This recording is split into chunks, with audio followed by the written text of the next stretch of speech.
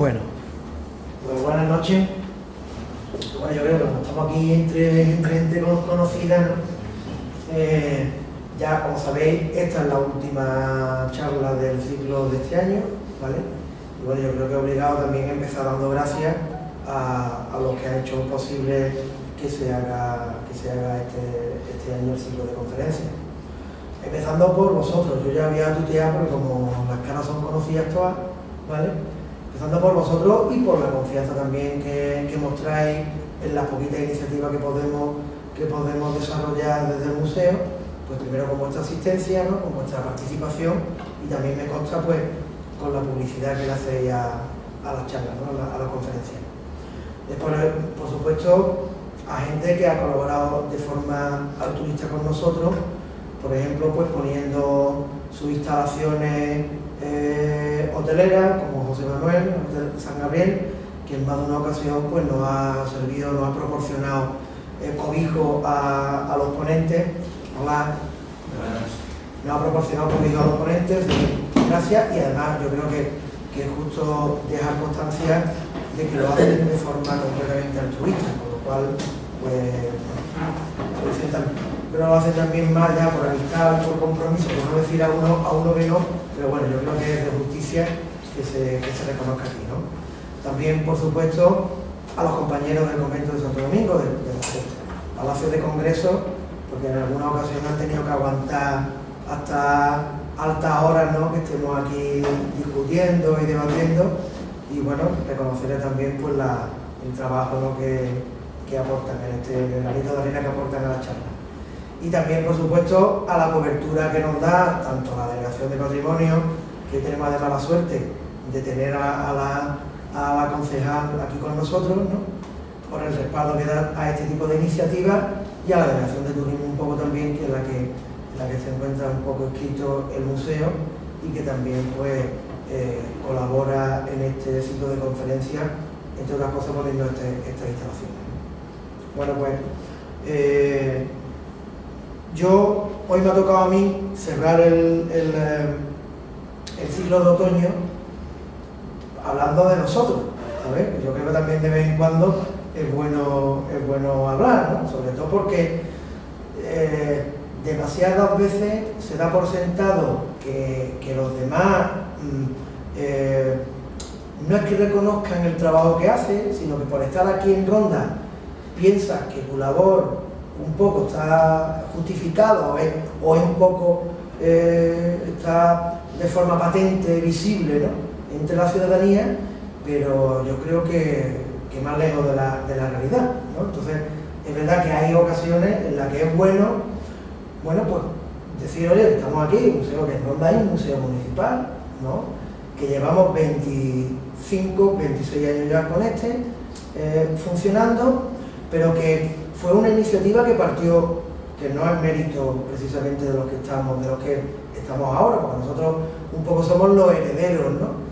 de un trabajo que ha desarrollado mucha gente que se ha quedado además en el camino por distintas circunstancias y que, bueno, en buena medida pues también somos depositarios de ese trabajo y de los frutos, ¿no? Que se ha ido generando a lo largo del tiempo. Entonces, yo creo que era justo terminar el ciclo de otoño, que se centra además en temas de museo. Si recordáis, el primero en septiembre fue sobre el tema de museografía. En octubre fue un ejemplo de un museo muy parecido al nuestro, que fue el Museo de Priego de Córdoba, el Museo Histórico Municipal, para cerrar con el Museo Municipal de Ronda, con el Museo de Ronda, en una charla que yo voy a articular en 3 apartados, ¿no? Como viene ahí, tampoco no es que me haya quebrado. En el pasado, sobre todo haciendo referencia a lo que es el concepto también del museo, ¿vale? En una primera parte, después en el pasado, en el presente y sobre todo algo que a mí particularmente me interesa más y en el que además me gustaría que fuerais vosotros partícipes, ya no solamente aquí, sino para difundir fuera, ¿no? Las aspiraciones que tenemos desde el museo, que es sobre todo hablar del futuro, ¿no? Es decir, vamos a ver primero qué es un museo o qué debe ser un museo desde el ordenamiento jurídico que hoy regula este tipo de instituciones. Vamos a ver otro apartado, centrándonos en el caso de Ronda, del pasado y del presente, y vamos a terminar también por el futuro.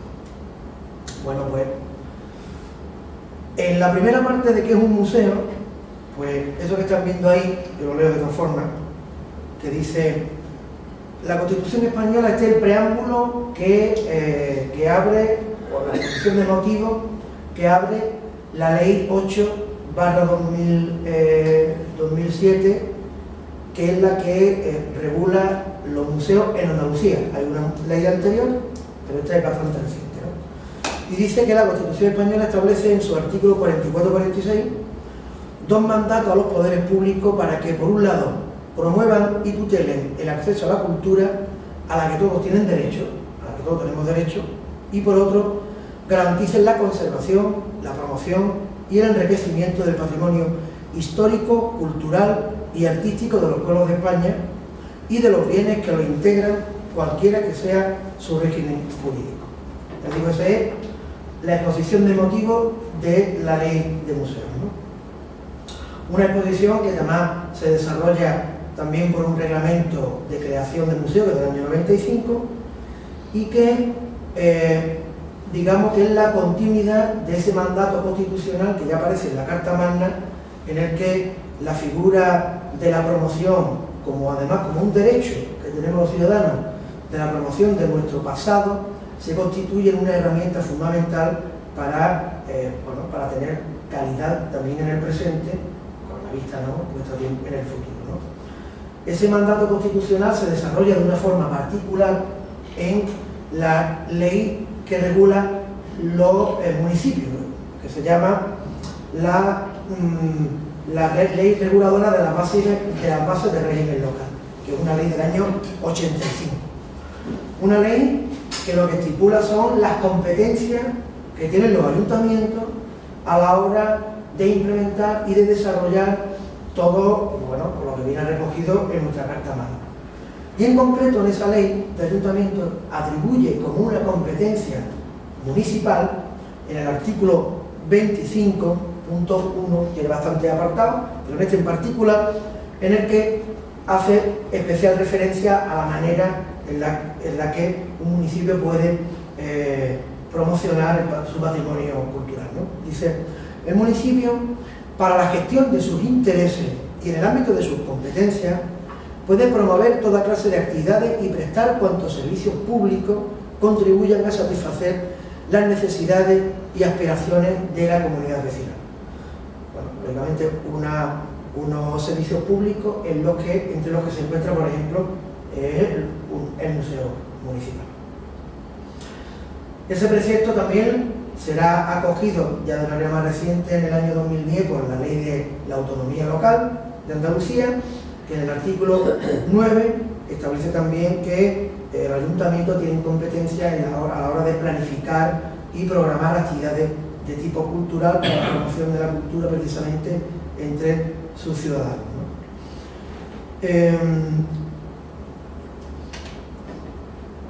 La misma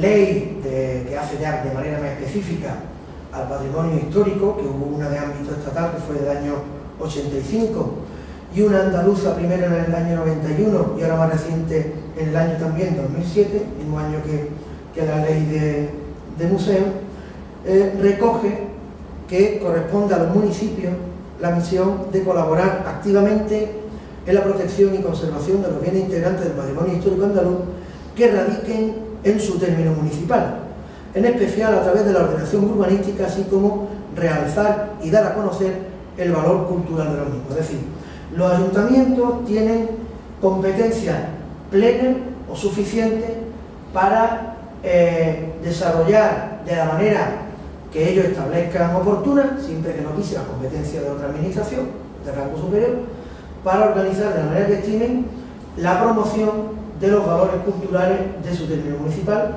entre ellos, lógicamente, los valores relacionados con el patrimonio histórico, ¿no?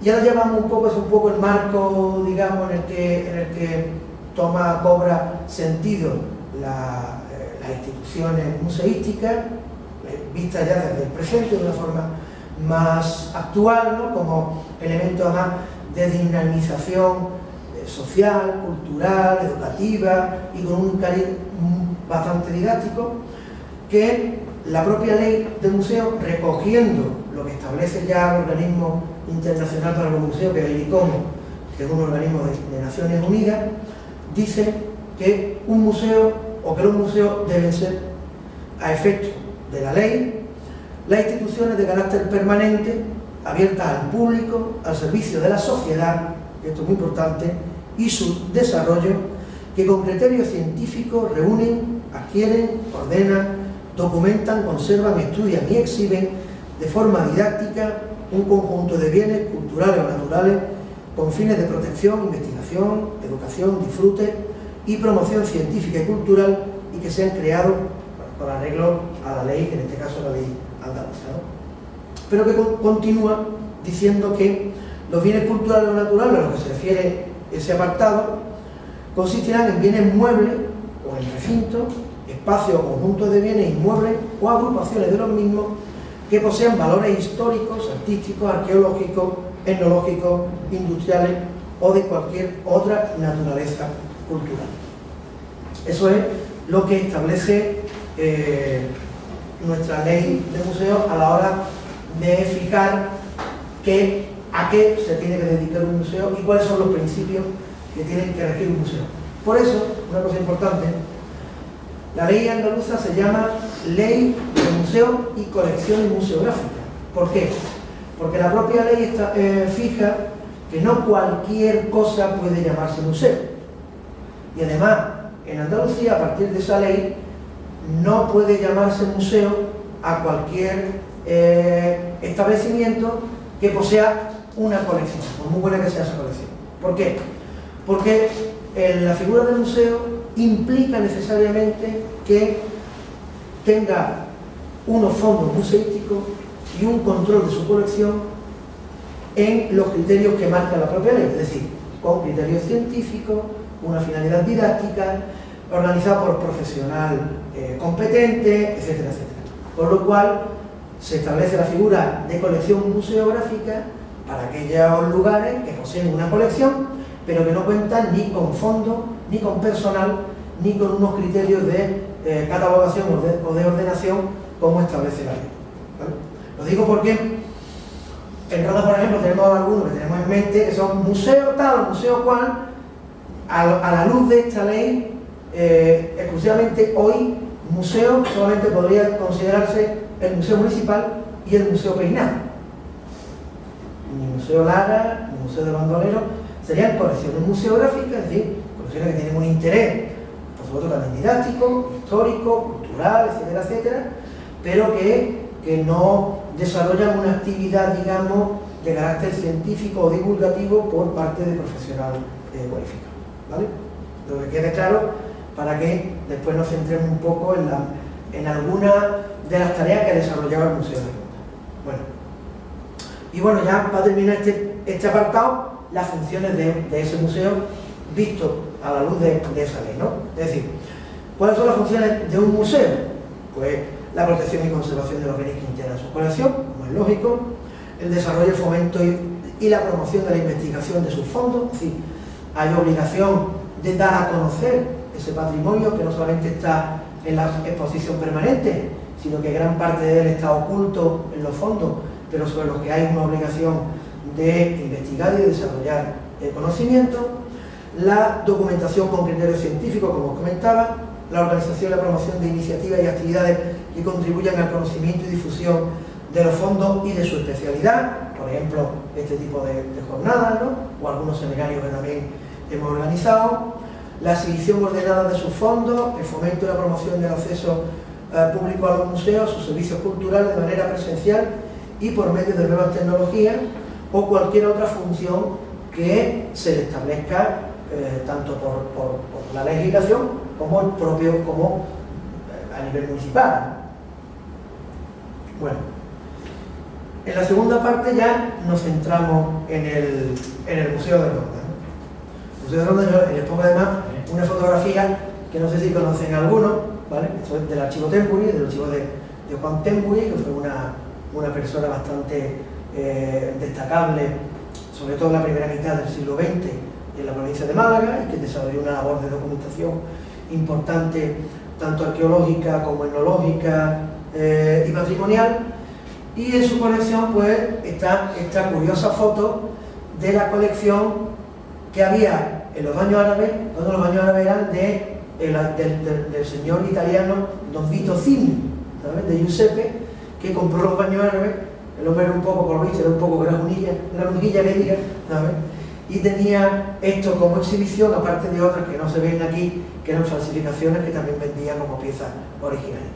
Y esta la traigo aquí porque esto es el germen del Museo de Ronda. Este será el germen del fondo que se llamará Fondo Municipal, ¿vale? Bueno, pues, como os digo, nosotros al fin y al cabo somos, digamos, los que hemos heredado un proyecto, una idea en la que han participado mucha gente, algunas desgraciadamente se han quedado en el camino, pero que parte ya en los años 70 a raíz de la declaración en el 66 de Ronda como conjunto histórico-artístico. Y en aquella época, pues la asociación que hicieron nuestros gobernantes, los del momento, muy sencilla, fue que si Ronda tiene entidad suficiente como para a nivel de Estado sea reconocida como un conjunto histórico-artístico, los valores que no se ven habrá que mostrarlos de alguna forma, y qué mejor forma de hacerlo que a través de un museo municipal. Entonces, desde aquel momento se empieza, sobre todo ya a inicios de los 70, se empieza a generar el debate más bien en el ámbito de la corporación municipal de aquel entonces, de que Ronda necesita un lugar para mostrar aquello que no se ve, que es su historia, ¿vale? Eso además coincide con el momento en el que se están desarrollando en la ciudad obras de rehabilitación, protagonizadas por alguien que todos conocen, que seguro que conocen, que es don Ponsorolla, el arquitecto, en el que se arreglan las murallas, se adecenta el ayuntamiento actual, la plaza burguesa de Parcén, y aprovechando esa inercia, el ayuntamiento de Ronda le pide a la Dirección General de Bellas Artes de entonces, en el año 72, que compre el Palacio de Mondragón como sede del Museo Municipal. Se formaliza en el año 72, pero la compra no se realiza hasta algunos años después, en el año 75-76. Año en el que se compra el edificio que después, en los años 80, restaurará la Escuela de Taller. Bueno, pues esa primera década, digamos, de los años 70 va a servir para asentar la necesidad en la ciudad de un museo municipal. Pasamos a los años 80. Los años 80, una vez que ya tenemos el continente, es decir, ya tenemos el lugar donde queremos ponerlo, además un lugar tiene que ser siempre un lugar con la concepción de aquella época, ¿no? Patrimonial, dentro del conjunto histórico, precisamente para recuperar edificación histórica que por aquellos entonces pues estaba incluso en peor estado que la que pues, se puede encontrar hoy día, ¿no? Bueno, pues ya que tenemos el continente, en los años 80 se presta atención sobre todo a el contenido. O sea, queremos un museo que muestre la historia, pero ¿de qué forma, no? Bueno, pues, y ahí concurren tres circunstancias que van a favorecer que hoy día hablemos del Museo Municipal como una institución fundamentalmente de carácter histórico, pero con un marcado cariz arqueológico. Y está, por un lado, aunque esté ordenada ahí, voy a empezar quizá por el último, ¿no? La Escuela Taller, que es la que se va a encargar de rehabilitar el edificio para adaptarlo a museo. Y está, por un lado, la figura yo hoy voy a hablar de poca gente, pero yo creo que merece la pena por lo menos mencionar a algunos porque yo creo que han sido también de alguna forma determinantes, ¿no? Está la figura de Rafael Lobato Moncayo, que yo lo he conocido durante muy poco tiempo, porque desgraciadamente falleció en un accidente de circulación en el año 89, lo vamos a ver, que digamos que tomó la iniciativa, aprovechando que a inicios de los años 80 había gente como Pedro Aguayo de Hoyo, que es hijo del pueblo, que estaba perfilando, ya estaba desarrollando algunos trabajos arqueológicos en la ciudad y estaba perfilando también un proyecto de investigación sobre prehistoria en la comarca. Bueno, pues yo creo que esa circunstancia fue una circunstancia feliz en la que en la figura de Rafael Lobato en el ámbito municipal, la figura de Pedro Aguayo, digamos, un poco arropando desde el ámbito de la investigación la iniciativa del Museo Municipal, es la que va a determinar que este hombre, por ejemplo, empiece a catalogar el fondo municipal, que es un fondo principalmente arqueológico, y que empiece también a desarrollar una intensa labor de pesquisa de las piezas dispersas en museos españoles que proceden de Ronda. Con su listado, con el Museo de Huelva, por la relación que tenía José Llamazares con Mariano del Amo, que era director del Museo de Huelva, con el Museo de Sevilla, etcétera, etcétera, ¿no? Bueno, yo creo que fue una feliz coincidencia, ¿no?, que ya os digo, determinó que el Museo de Ronda pues hoy día sea una institución con un marcado carácter arqueológico. Continuando por los años 80, eso, hacia la mitad de los 80 iba cobrando fuerza el Palacio de Mondragón como lugar donde, además de albergar un museo, también depositar los fondos arqueológicos que se estaban generando con las excavaciones arqueológicas.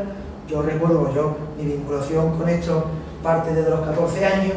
Me acuerdo yo de estar clasificando material de las excavaciones aquí urbanas de Ronda, en las salas que, por ejemplo, hoy ocupa la parte de antigüedad del museo, que aquello estaba completamente invadido por cajas de material arqueológico, ¿no?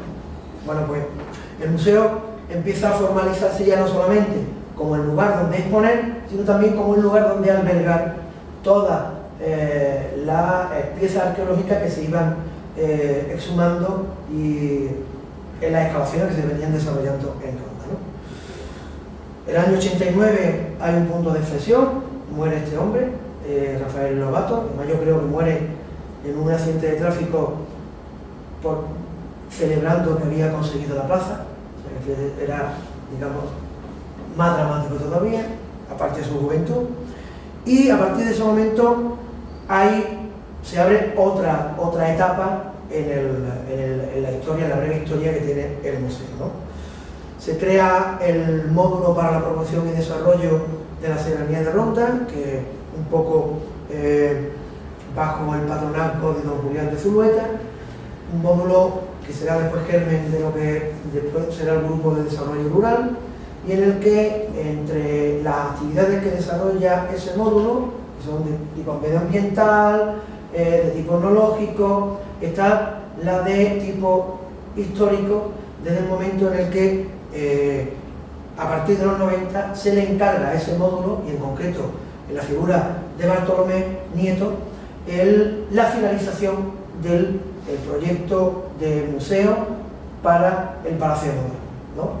Ahí es cuando, digamos, un poco se mete la quinta, ¿no? Se termina las obras que se estaban haciendo de adaptación en el Palacio de Mondragón, se termina el proyecto museográfico, que contemplaba una parte de etnología y una parte también de arqueología. Se inauguran las primeras salas, centradas lógicamente en la prehistoria, por lo demás el discurso museográfico del museo, aunque es un museo que apuesta sobre todo, como pongo ahí, por la recreación de ambiente, ¿no? por la visión didáctica del conocimiento, de eso que se llama transferencia del conocimiento, más que por las colecciones de piezas, porque es cierto que tampoco tenemos una colección de piezas significativa, pero sí tenemos ya, en esa época, había un conocimiento suficiente de los acontecimientos, sobre todo centrado en la prehistoria de la comarca, y se apostó por eso, ¿no? A partir de esa fecha empiezan también una serie de contrataciones, de actuaciones, de ordenación de los fondos, se organizan de una manera ya científica, por personal cualificado, etc. En el año 95 se abre una sala también nueva, como reflejo otra vez del conocimiento que estaba generando la arqueología por entonces en la ciudad. Hubo una excavación importante el año 94 en la necrópolis, en el cementerio andalusí de Ronda, cuyos resultados se reflejaron un año después en la apertura de la sala del mundo funerario. Salas que, como os comento, apostaron mucho por recreaciones de ambiente, por reproducción de piezas, en la que, bueno, algún compañero tuvo una actuación más que singular, como por ejemplo Paco Moreno, ¿vale?, que fue el artífice de la mayor parte de las piezas a nivel de reproducción arqueológica que se pusieron en el museo.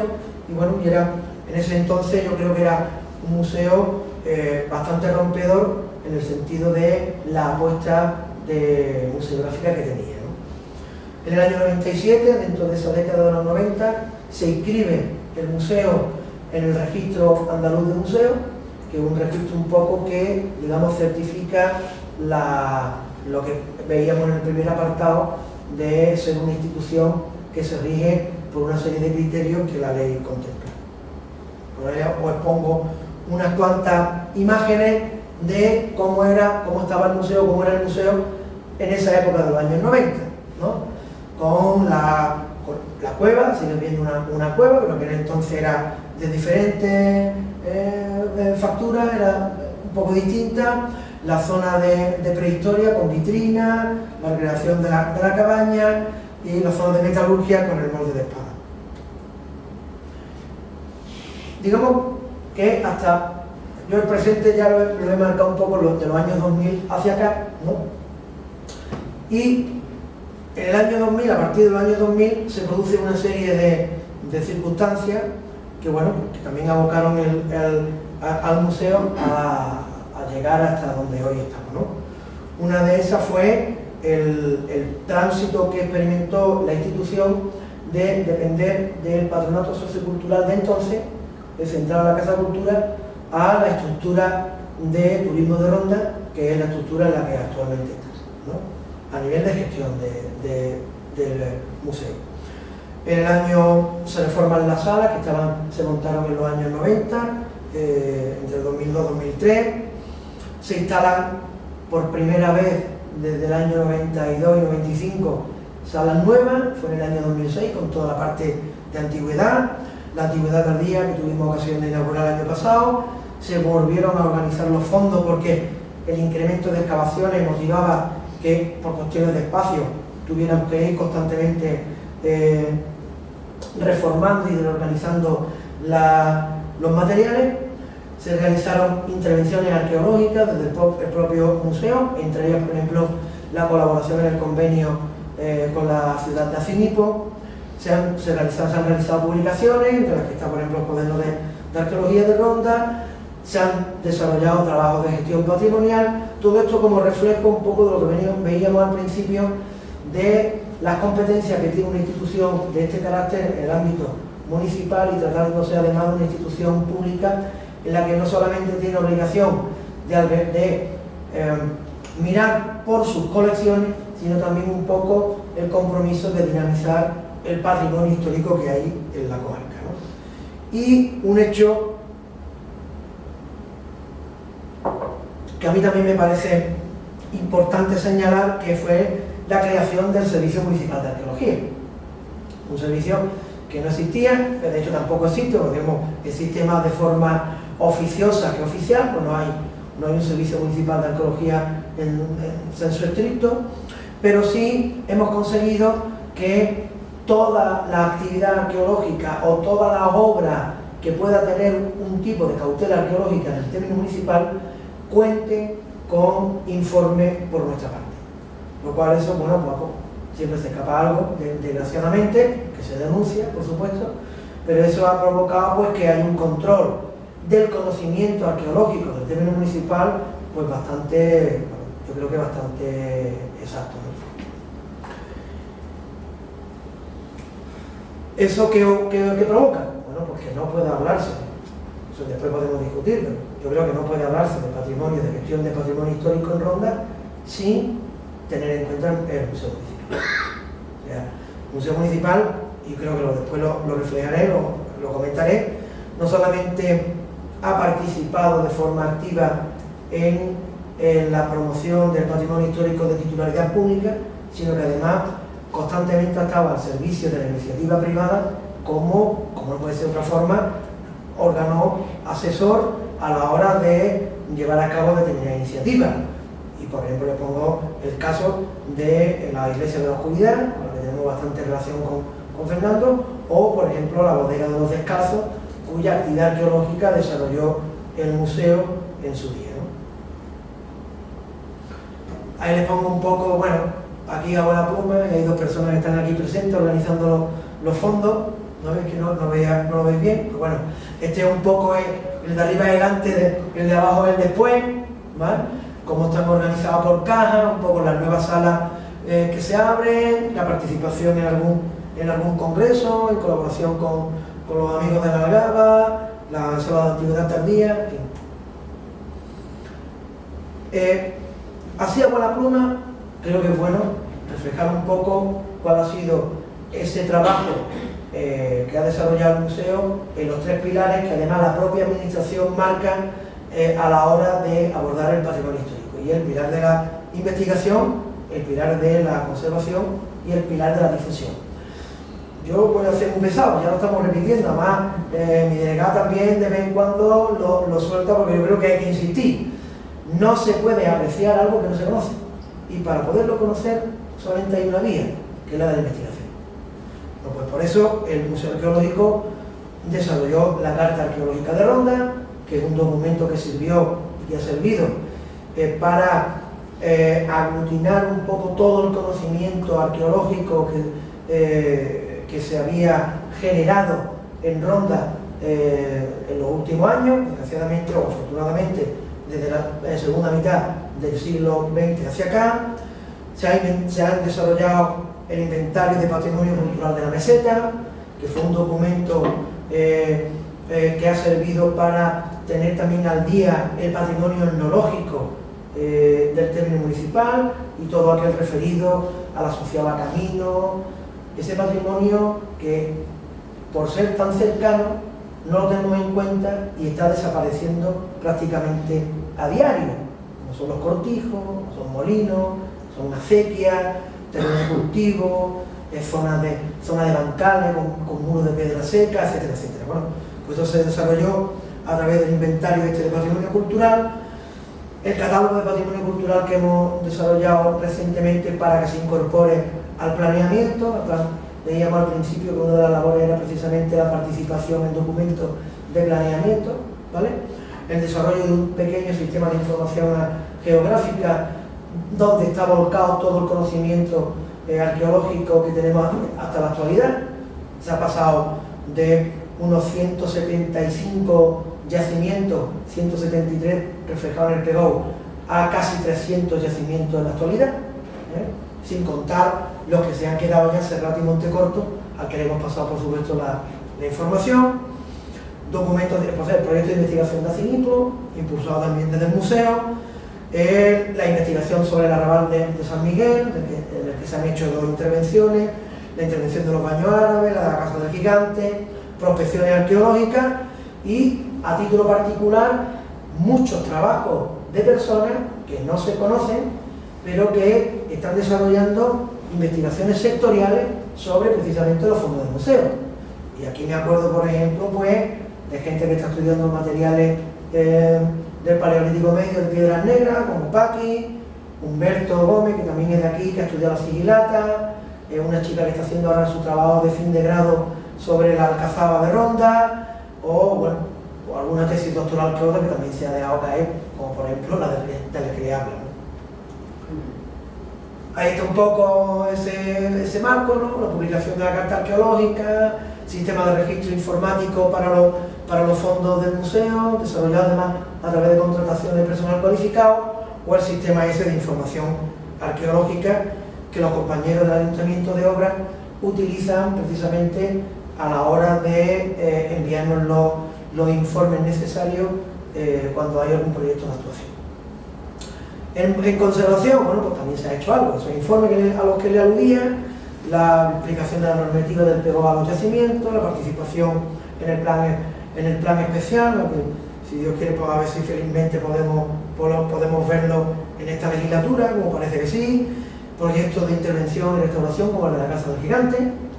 La Casa del Gigante, que es, con respeto a nuestro amigo Julio Navarro, una de las mejores casas andalusíes investigadas arqueológicamente que existen fuera de Granada, es decir, que existen en Andalucía, porque fuera de Granada, salvando los cuartos de Granada de la Alcazaba de Málaga, no hay ningún otro elemento de ese tipo, ¿no? El tema de la muralla, la restauración de las murallas, la vivienda de la cabeza, etcétera. Colaboración, lógicamente, con los miembros del SEPRONA a la hora de proteger o de denunciar actuaciones. Les cuento como anécdota que estaban haciendo mi hija mayor en el año 2005 y Bartolo me llamó por teléfono a las tantas de las madrugadas porque habían trincado a algunos en el yacimiento, que estaba con Paco, con Juan, con los del SEPRONA, o sea, colaboración con ellos. Y por supuesto, un elemento importante que me parece bueno reseñar aquí, la incorporación de un agente de la policía local como agente asociado a patrimonio para precisamente defender el patrimonio del término municipal, ¿no? Bueno, ahí expongo lo último, así un poco más vistoso que hemos restaurado, que fue la muralla del Campillo.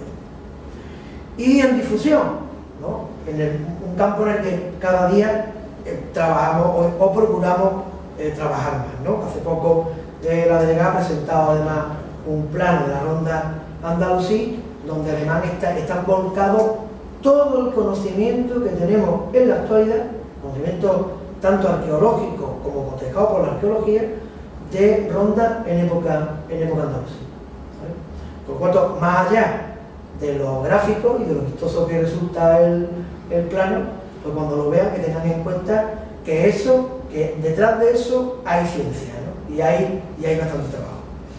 Y en difusión, pues bueno, la sala de exposición permanente del museo, como es lógico, donde, como les comento, está volcado todo el conocimiento que conocemos hasta hoy, claro, todo el conocimiento arqueológico que se ha generado en los últimos 30, 40 años en Ronda, y volcado, bueno, pues de la mejor manera que entendemos, que es para que la sociedad tome conciencia de su propio pasado, no con grandes piezas, pero sí con un desarrollo, con un discurso histórico que nos parece bastante interesante, porque además tiene un marcado carácter social. Audiovisuales como el que está en los baños árabes, que también se desarrolló desde el museo, o los que se podían ver en la Casa del Gigante, relacionados con la evolución urbana de Ronda, o Ronda en la antigüedad, el proyecto museográfico del Puente Nuevo, o de la Casa del Gigante, que también ha partido del museo, programas de trabajo con colectivos, sobre todo con colectivos escolares, ¿sabes? Charlas, visitas guiadas, ciclos de conferencias como este, musealización e interpretación de monumentos y publicaciones en la medida en la que, bueno, no tenemos posibilidad, y también publicaciones especializadas en las que pues algunos también publicamos de vez en cuando, ¿no? Ahí les pongo un poco el colegio ahí con Pilar, que es la que suele atender a todos los niños y a todos los colectivos, ¿no? Un curso que se hizo además de formación para guías turísticos sobre aspectos relacionados con el patrimonio histórico. Bueno, nos parece muy importante que quienes informan directamente, aquí hay una representación de ellos, quienes informan directamente tengan por lo menos los resortes necesarios para dar una información de calidad, ¿vale? Con independencia de que después hablemos de Agomelí, de dónde vivió y demás, que eso está estupendo, ¿sabes? Pero que por lo menos puedan contar por parte de gente que, bueno, algo sabe del tema, con información fehaciente de aquello sobre lo que están informando, ¿no? Se hizo ese curso, la Casa del Gigante, o talleres en los colegios, además de publicaciones propias. Bueno, la situación actual. Ya me estoy colando y no quería colarme, pero... Hoy día, pues también tiene, estos son luces, también tiene sombras, ¿no? El edificio Héctor es un edificio Museo de Ronda, el Palacio Mondragón, es un edificio que sin embargo hoy día no reúne las condiciones que la ciudadanía exige para una institución de este tipo. Desde el punto de vista de la accesibilidad no cumple ninguna, ¿no? Y desde el punto de vista de la accesibilidad a los contenidos también es bastante dificultoso porque son salas pequeñas, es un recorrido ciertamente intrincado, en un edificio que ya por sí mismo es una belleza, pero que es verdad que en su momento sirvió precisamente para recuperarlo del olvido y hacer de él el museo municipal, pero que hoy día presenta ya bastantes carencias.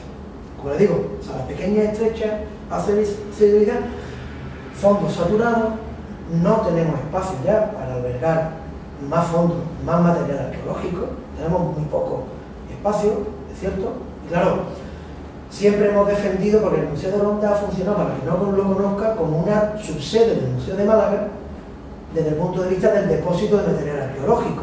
De tal manera que ustedes deben saber que somos la única ciudad de la provincia, que no sea Málaga, que tiene el material arqueológico bajo su custodia. No hay ninguna otra ciudad. Todas las excavaciones y todo el material arqueológico de las excavaciones desarrolladas en Ronda y en la comarca están depositadas en el Museo de Ronda. Claro, ya no hay más espacio. Y por supuesto tampoco tenemos espacio para desarrollar otro tipo de actividades, como son actividades didácticas, con colegios y demás, porque no hay lugar, ¿no? Y ya por último hay una exposición permanente que tras 26 años pues no ha logrado desarrollar por completo la museografía, ni siquiera la museografía referida a la pata, digamos, arqueológica del proyecto inicial, ¿sabes? Le pongo al final un dato.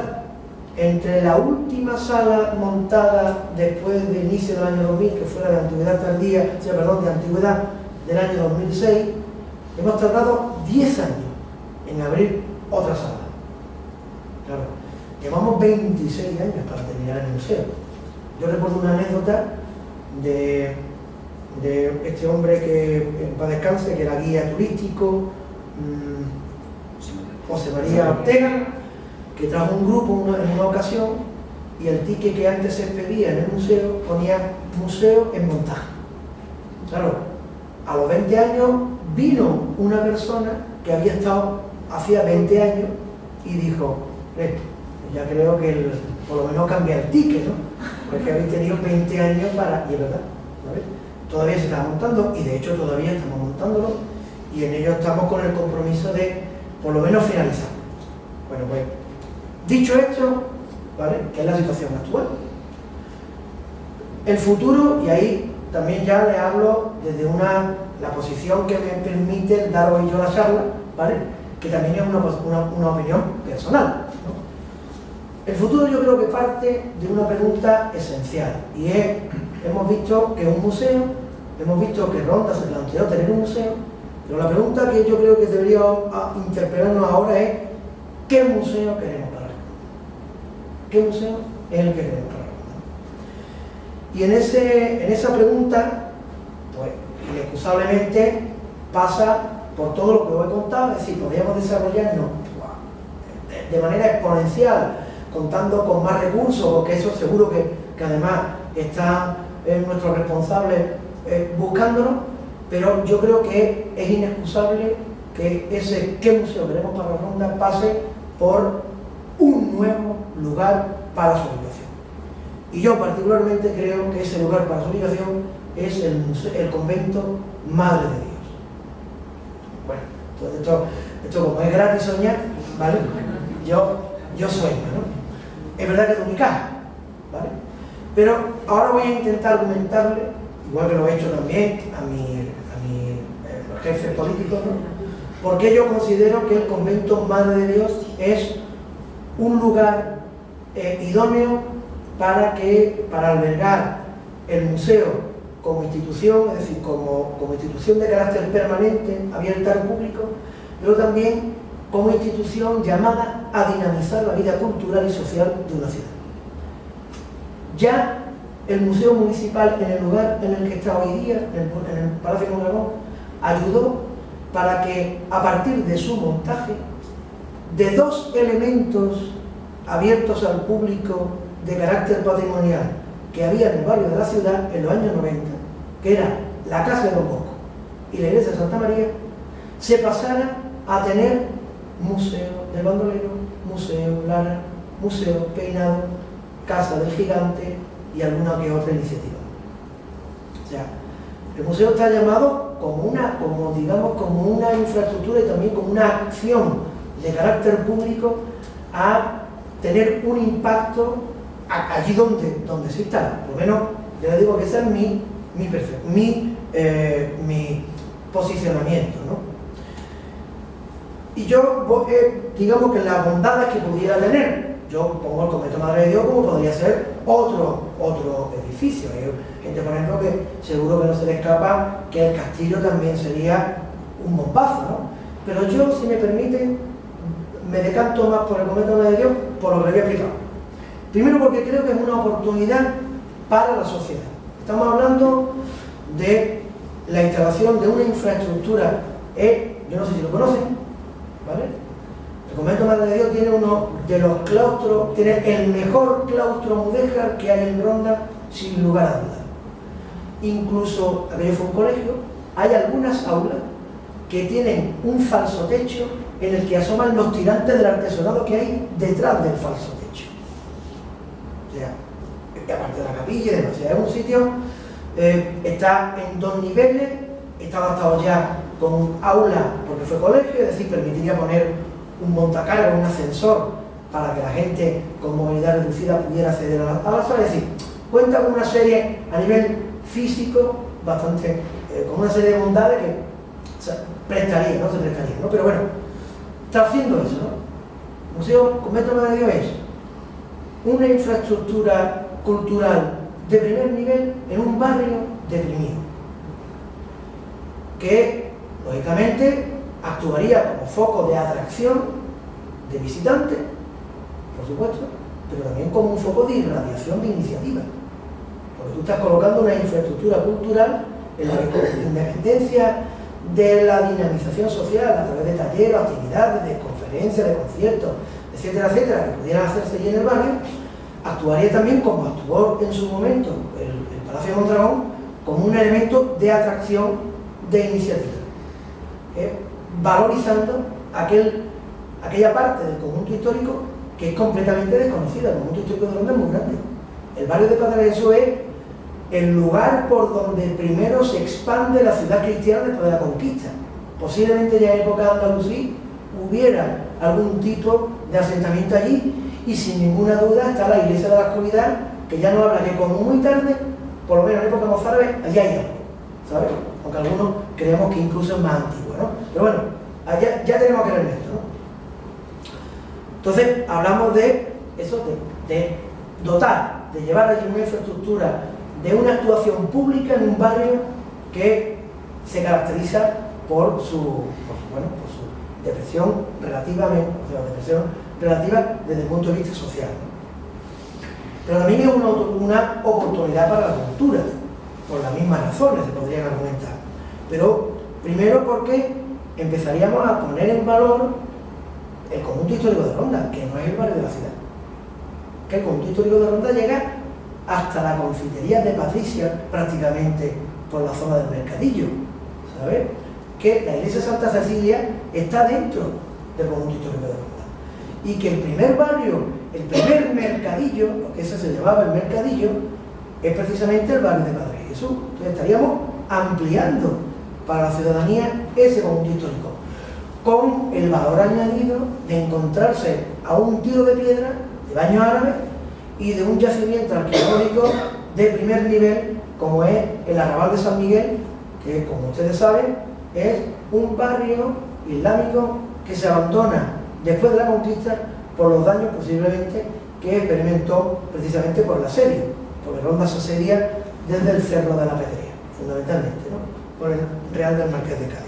Bueno, pues, ya les digo, sería una oportunidad para la cultura, porque estaríamos primero comunicando a la ciudadanía esos otros valores que posiblemente no conozcan, pero también ofertándosela a la gente, a los que nos visitan.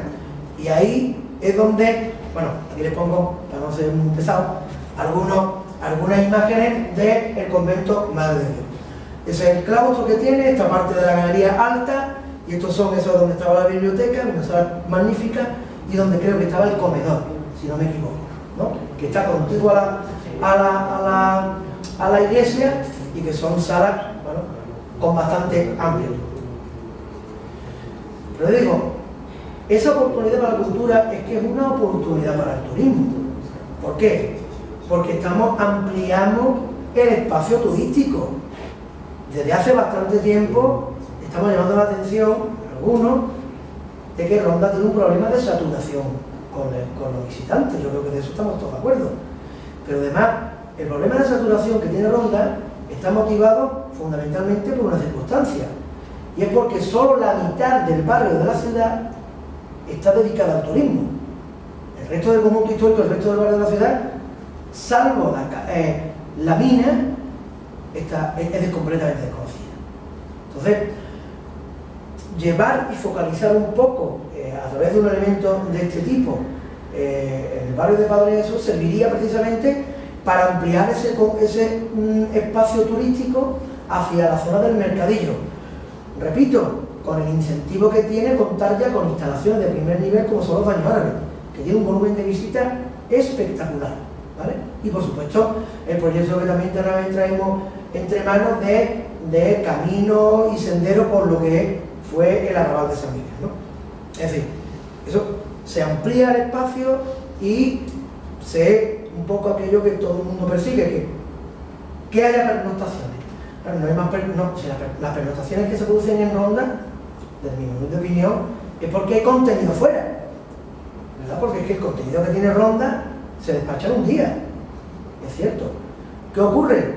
Vamos a ampliar ese espacio, sobre todo cuando tenemos elementos tan distantes a nivel de un visitante que se maneja a pie, como es el Albacar y los baños árabes, como es Almocaba de Padre Jesús. Es decir, dotar de esta infraestructura también propiciaría, aparte de que a su albur, pues, si surgieran otro tipo de iniciativas culturales, como ya de hecho hay una con Fernando Ponce de León en la iglesia de la Covidad, a lo mejor al cura de Padre Jesús se le ocurre coger y abrir la iglesia. Claro, no está cerrada, ¿vale? No la conoce nadie. Bueno, surgiría en ese tema, ¿no? Y por último, sería una oportunidad para la economía local. Y una oportunidad en un doble sentido. Primero, para la propia economía de la institución, por aquello de no ser muy gravoso.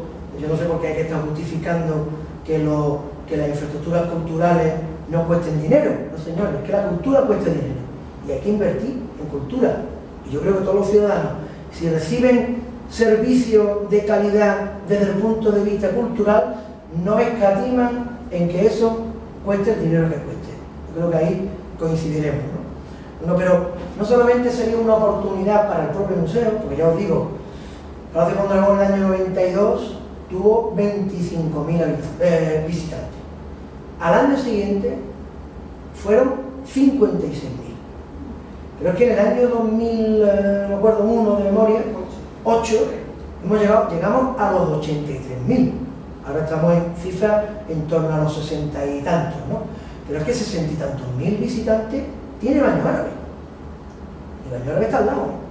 Es decir, que incluso desde el punto de vista del posible coste que pudiera tener llevar una infraestructura pública allí, tendríamos garantizado, por supuesto, porque habría que pagar una entrada. Yo creo que esas cosas se justifican desde el momento en el que se ofrece un buen servicio. Pero yo digo, sería incluso poco gravoso a las arcas municipales, ¿no? Instalar allí, ¿no? Hombre, por supuesto, después de una inversión, porque primero habría que arreglar aquello y poner, pero bueno, yo digo en el día a día, ¿no? Pero también sería una oportunidad para la propia economía local. ¿Por qué?